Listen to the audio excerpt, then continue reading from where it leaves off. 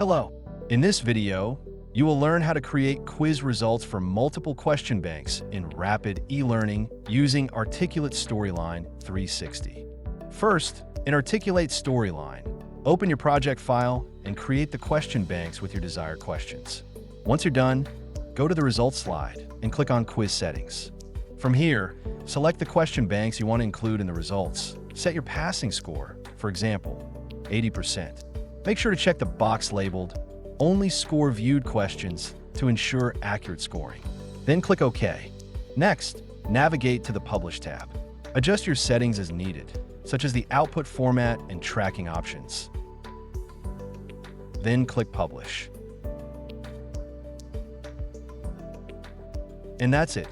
You've successfully created quiz results for multiple question banks in rapid e-learning using Articulate Storyline 360. Thank you for watching. If you found this helpful, follow us for more.